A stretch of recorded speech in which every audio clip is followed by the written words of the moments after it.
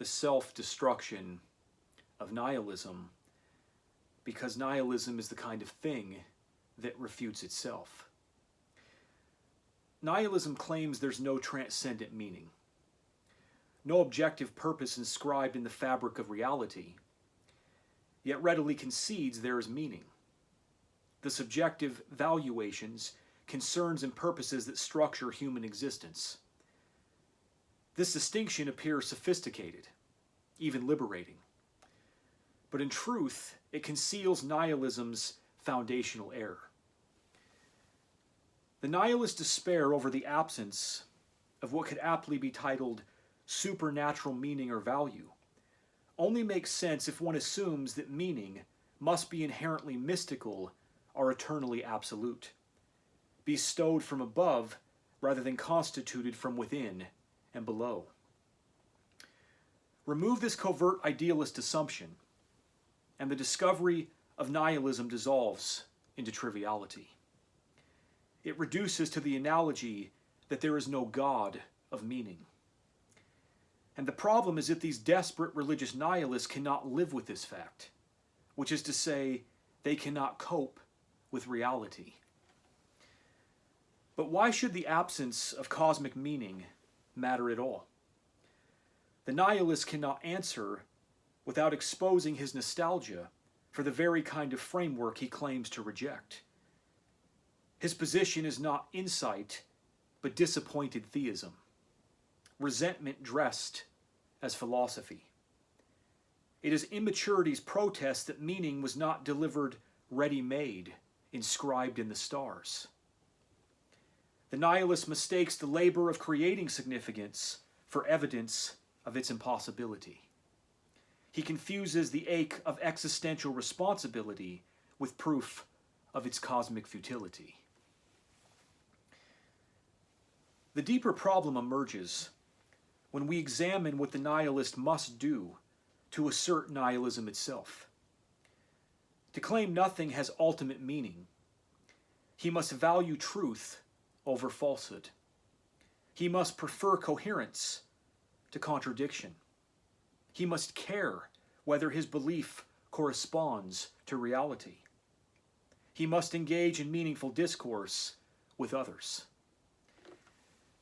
These are evaluative commitments. The very thing his position denies can have ground. His assertion of nihilism enacts the meaningfulness of meaning in real time. The act of denial refutes the content of what is denied. Consider the structure. The nihilist position essentially amounts to defining ultimate truth as mind-independent reality, then declares all meaning mind-dependent. But his own claim that meaning depends on minds is presented as a truth about ultimate reality. If true in the ultimate sense, then at least one mind-dependent claim must be objectively true, contradicting his premise. If not true in that sense, he has no grounds for asserting it, since by his own admission it cannot elevate above his subjectivity. Either way, the position self-destructs. He cannot state nihilism without presupposing the very structures of meaning and truth he denies, because to speak against meaning is already to presuppose meaning. If a nihilist still pursues knowledge, creates art, forms relationships, argues for his position, if he lives at all, drawing and acting on qualitative distinctions, then his existence is phenomenologically indistinguishable from someone who affirms meaning. We compress the nihilist with this question. If life did possess an absolute inherent meaning, how would your pursuit of meaning differ from what it is now? But he cannot answer, because he would still love, grieve, strive, and create exactly as he does now. His denial of ultimate meaning produces no discernible difference in lived experience, Granting the premise achieves no qualitative difference in one's life. Nihilism reveals itself not as genuine insight, but as a kind of existentially self-harming semantic performance. An abstract game played against oneself that leaves the substance of existence untouched. The strongest refutation of nihilism is thus phenomenological rather than metaphysical. The nihilist life itself refutes his doctrine, because living already implies meaning. His despair is an aesthetic choice, not an existential fact. It is a manifestation of a psychological inability to cope with the finite nature of reality and meaning. No different than a theologian mourning the loss of his imaginary God.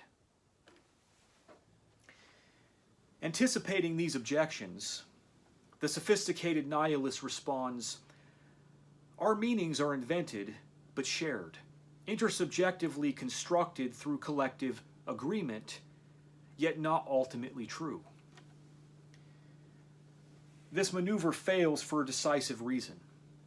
It cannot account for its own conditions of possibility.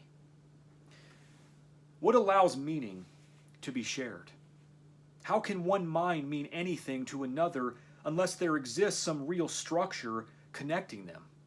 Logic, language, reason, the commonality of human experience?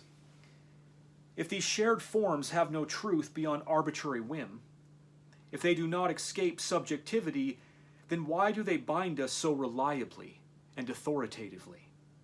Why can we communicate at all? Why does the performance of our existence stand as a refutation of the nihilist reductionist claim of subjectivity? For his nihilistic claims to make sense, there must be meaning, and this meaning must extend beyond the subjectivity of his own mind. The nihilist says, there is no ultimate truth, only human truth. But human truth must still be true of humans. It must accurately capture something about what we are and how we relate. That is itself an objective claim, a truth that claims to apply across and above all subjective fields, and cannot be dismissed as mere preference, because without it, communication and the nihilist's own position dissolve. To deny all truth, one must speak truly. The snake devours its tail. The moderate nihilist smuggles in universality while denying objective structure. He asserts claims meant to be true of all humans, universal statements about reality, then insists nothing universal or objective exists. He relies on the very framework he denies, parasitic upon the truths he claims don't exist. But perhaps the most penetrating question that strikes at nihilism's hidden assumption: if meaning vanishes when no minds exist, why should that trouble you, since everything you care about also vanishes without minds? Why do you require that meaning exist where no one could ever experience it? This exposes the nihilist's foundational absurdity. He demands that meaning be mind-independent precisely when meaning is, by definition, that which matters to someone. To want meaning that exists apart from any possible subject who could experience it is to want a contradiction, which would be a form of meaning that couldn't mean anything to anyone. The nihilist despair reveals itself as a category error. He mourns the absence of something that could never have existed, a teleological supernaturalism, then treats this imaginary loss as grounds for dismissing all actual meaning. It's philosophy's equivalent of lamenting that circles aren't square. This question reveals the unspoken standard at the heart of nihilism. The nihilist is not dismayed by the absence of meaning as such, but by the absence of a certain kind of meaning, a meaning that exists without us, above us, beyond all subjectivity. He demands that significance be cosmic, eternal, and mind-independent, and when the universe fails to supply it, he calls this failure proof of futility. But where did he get this standard? Who told him that meaning must be written into the fabric of reality itself in order to be real? What metaphysical authority grants him the right to dismiss all human meaning as less than genuine or void of significance? This is nihilism's fatal inheritance from the very metaphysics it claims to have outgrown. It is the ghost of theism still haunting a disenchanted world. The nihilist continues to measure meaning by divine proportions, demanding eternal validation from a universe that no longer contains gods. Having killed transcendence, he still kneels before its corpse, despairing that it will not speak. The standard he invokes is not rational, but nostalgic. He suffers not from the absence of meaning, but from the loss of an illusion. The wish that meaning should exist without dependence on the beings for whom meaning exists. His despair is not discovery, but disappointment. The wounded pride of a consciousness forced to assume the burden once assigned to heaven. To require that meaning exist apart from any mind is to demand an impossible object, value that does not value, significance that signifies nothing, meaning that means nothing to anyone. It is to confuse the metaphysical with the emotional, to mistake the ache of responsibility for proof of cosmic emptiness. And yet, the nihilist goes further. Having declared that all meaning is merely subjective, he nevertheless invokes an objective standard by which to condemn all meaning as insufficient. He demands that meaning must exist as an independent feature of reality, unchanging, mindless, and absolute, or else it is not real meaning at all. But by what right does he make this demand? What grounds this metaphysical requirement once he has denied all objective foundations? He has smuggled a divine criterion into a godless universe, then used its inevitable absence as proof of despair. This is the concealed dogma of nihilism. It insists upon an impossible ideal and then mistakes reality's refusal to satisfy that ideal for evidence of its own insight. The nihilist argument collapses not because it overreaches, but because it presupposes the very objectivity it claims to reject. He demands cosmic meaning while denying the cosmos any power to give meaning. And in doing so, he turns his own metaphysical nostalgia into a universal negation. His critique of meaning is thus built upon a stolen premise, an appeal to an authority he no longer believes in. The stronger and deeper move of the nihilist isn't simply that he attempts to universalize his subjectivity. The core contradiction is that he smuggles in an objective metaphysical standard, one that he has no right to use given his professed subjectivism. He measures all possible meaning against an impossible ideal, cosmic, eternal, mind-independent meaning, and then declares everything that fails to meet that ideal is meaningless. In other words, nihilism doesn't just contradict itself rhetorically, it presupposes the very metaphysics it denies. The nihilist anguish thus reveals its true source, not in the structure of reality, but in the structure of expectation. He has mistaken the collapse of a false ideal for the collapse of all ideals. His despair is the grief of one who cannot forgive the universe for being finite, nor himself for being responsible within it. Nihilism at bottom is not disbelief, but resentment. Resentment that meaning must be made, not received. It is the metaphysical tantrum of the orphaned mind, still demanding that the world parent its purpose. To overcome nihilism is therefore not to find new metaphysics, but to relinquish an impossible one. To stop demanding that meaning be eternal before one will allow it to be real. For meaning was never the handwriting of heaven. It was always, and still is, the handwriting of man. Before proceeding to nihilism's final exposure, we must pause to articulate what the nihilist fundamentally misunderstands. Meaning is not a substance awaiting discovery, nor a property objects possess independently of consciousness. It is relational, enacted, alive. Meaning does not wait for cosmic authorization.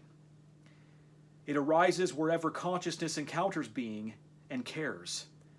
Wherever interpretation occurs, choices matter, and significance is felt. The nihilist mistakes the absence of divine inscription for the absence of significance itself. Yet to care, to interpret, to prefer one path over another is already to generate a field of value. Meaning is the space between subject and world where mattering happens. Meaning is not a thing one possesses, but an activity one performs.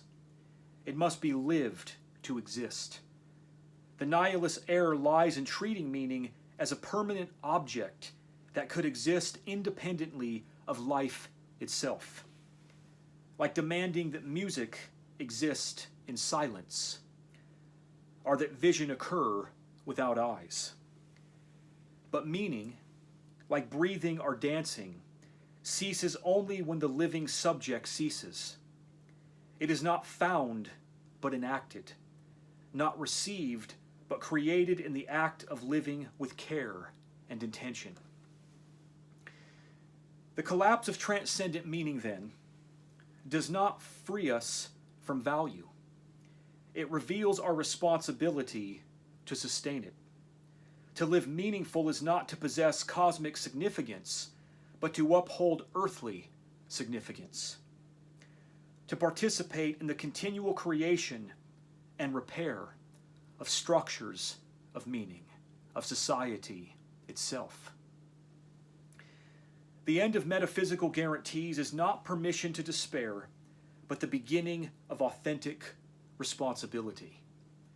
We become the authors of the meanings we once imagined were written for us. When gods fall silent through death, it becomes the responsibility of humans to speak. Freed from the chains of false idealism, realizing that we subconsciously created these chains and their small meaning gods of authority. Man is now emancipated unto the creation of a conscious meaning, and if we are wise, we will proceed toward this meaning through the capacity of our rational intelligence. The nihilist, confronted with these refutations, faces a stark choice. Either A, he does not see the contradictions, in which case he is simply ignorant, his position the product of unreflective thinking rather than genuine insight. Such a nihilist can potentially be corrected, as he still values truth and coherence despite his doctrine. Or B, he sees the contradictions and doesn't care, in which case he has forfeited all philosophical ground. He has abandoned truth, consistency, and rational discourse itself. what remains is not a philosophical position, but a confession of egoistic indifference. This second option deserves extended analysis because it reveals nihilism's terminal state. When the nihilist says, "I know my position contradicts itself, but I don't care," he has ceased doing philosophy. He has admitted there is no truth he feels bound to respect. There is no logical consistency he needs to maintain. There is no interlocutor he must take seriously. There is no standards beyond his own momentary will. This is not liberation, but intellectual suicide and existential anarchy. It manifests psychological immaturity and intellectual incompetence, the collapse of reason into pure ego, the assertion of self at any cost, indifference to coherence, evidence, or consequence. The willfully ignorant nihilist has not transcended values. He has regressed to the most primitive one, narcissistic self-preservation. He benefits from a moral and intellectual order, language, logic, social trust, that he privately disdains yet cannot reproduce. He is philosophically parasitic, feeding on structures he denies. Such a position cannot be engaged rationally, because the arrogantly blind nihilist has removed himself from rational discourse. One does not argue with someone who proudly announces indifference to argument. One dismisses them on the same grounds of subjective caprice they themselves employ. This matters immensely. The willfully ignorant nihilist has confessed that nihilism is not a philosophical position, but an act of subjective revolt. It is egoism disguised as metaphysics. And having made this confession, the nihilist has no grounds to object when his position is rejected as mere personal preference, no more binding than a taste for bitter coffee. Nihilism is a psychologically tragic disposition. It is nearly impossible to reason someone out of a position they did not reason themselves into. Nihilism persists not because of its logical strength, it has none, but because it flatters despair with the appearance of profundity. It offers exhausted souls the consolation of calling their fatigue insight. It transforms the failure of meaning into the posture of superiority, granting the weary and the wounded a philosophy to dignify their collapse. It is easier to declare all meaning void than to face the infinite labor of creating meaning anew. Easier to announce that nothing matters than to decide what should matter and why. Easier to collapse into indifference than to sustain the difficult work of care, judgment, and commitment in a universe that offers no guarantees. Nihilism thus becomes the metaphysics of self-sabotage, the worldview of those too disillusioned to hope and too proud to rebuild. It functions as a metaphysical disguise for the appetites of the resentful and the socially predatory, a lawless alibi for corruption, a doctrine that sanctifies the destruction of every shared good. It is a counterfeit wisdom for those too weary or self-indulgent to think, a recoil from the awesome responsibility of freedom. For beneath nihilism's intellectual pretensions lies a simple psychological truth. It endures because many cannot bear the loss of a supernatural guarantor or grand idealism of meaning.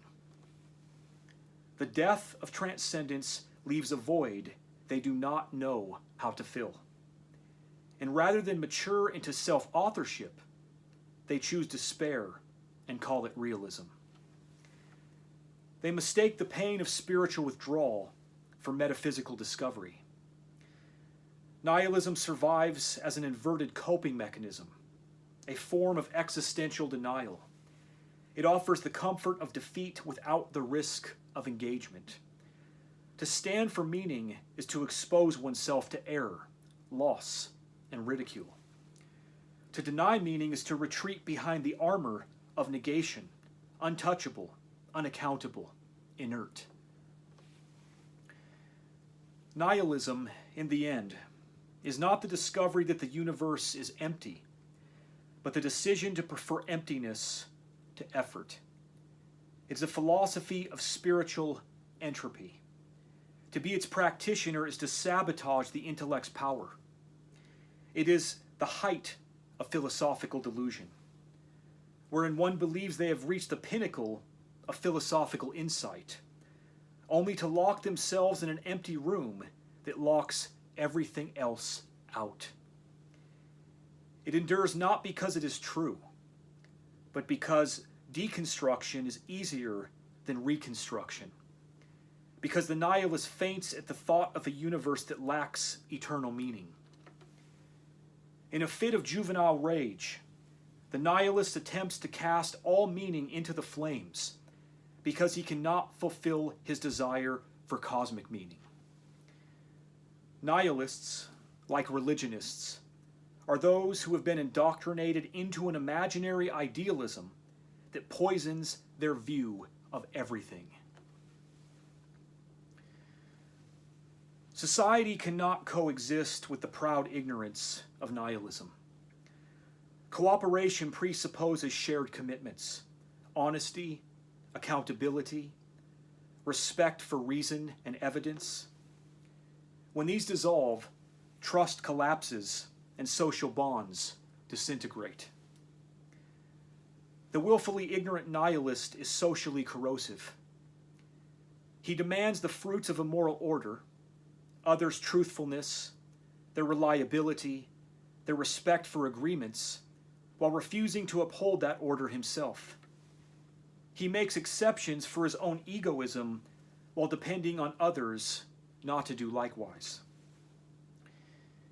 This is why nihilism, when followed to its conclusion, must be rejected not merely as philosophical error, but as intellectual corruption, a kind of moral contagion.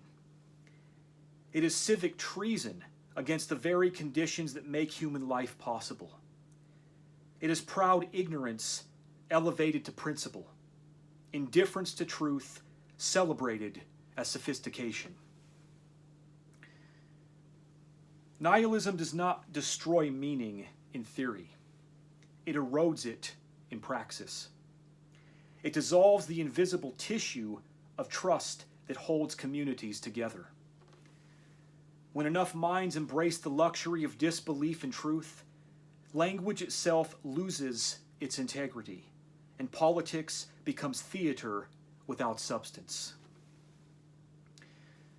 To indulge nihilism is to invite social entropy, the slow unbinding of the moral and intellectual order on which even the nihilist depends. So nihilism fails at every level of analysis. Logically, it cannot state itself without contradiction. To assert nothing is ultimately meaningful is to engage in meaningful assertion, valuing truth and coherence. Phenomenologically, it cannot distinguish itself from its opposite. The nihilist life exhibits the same structures of concern and valuation as everyone else's. Minus the egotistical special pleading, the nihilist hypocritically reserves only for himself.